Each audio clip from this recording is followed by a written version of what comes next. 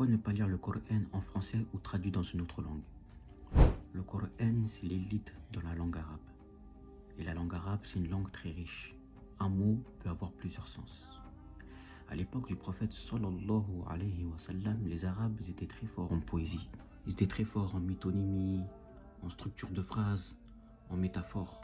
Mais lorsqu'ils ont entendu le Coran, ils étaient choqués, ils étaient surpris, ils étaient dépassés. Ils savaient que cela dépassait la poésie. Certains se sont même convertis à l'islam lorsqu'ils ont entendu cela. C'est pour vous dire que le Coran, en lui-même, c'est un miracle. Et un miracle, il ne se traduit pas. Il faut se rappeler que ceux qui ont traduit le Coran en français, c'était des orientalistes, des juifs, des chrétiens, qui ont traduit selon leur compréhension. Et pour beaucoup, ils ont traduit selon leur croyance chrétienne.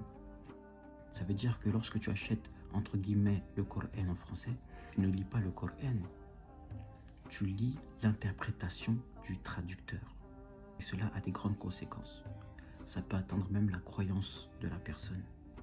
Car si c'est mal traduit, tu peux croire à des choses totalement fausses qui peuvent avoir un impact sur ta croyance. En arabe, un mot peut avoir plusieurs sens.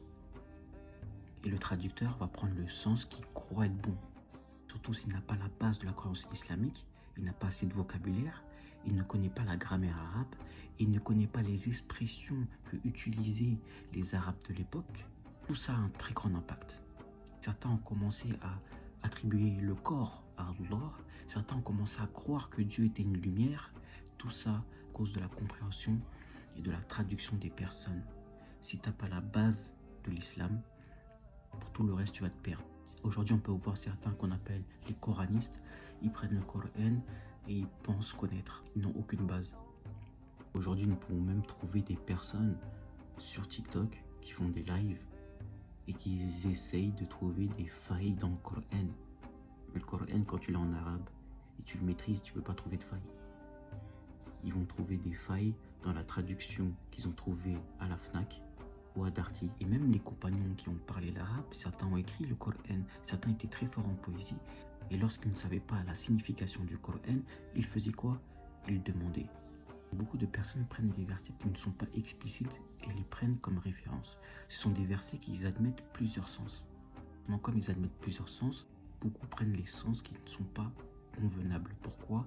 Car en les prenant, ils arrivent à des contradictions avec d'autres versets.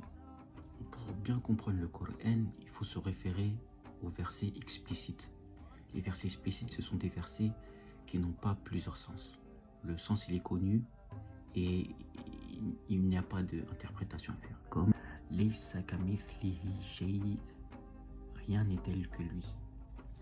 Grâce à ce verset-là, qui est court, mais que le sens est fort, on peut comprendre que Dieu ne ressemble pas à ses créatures.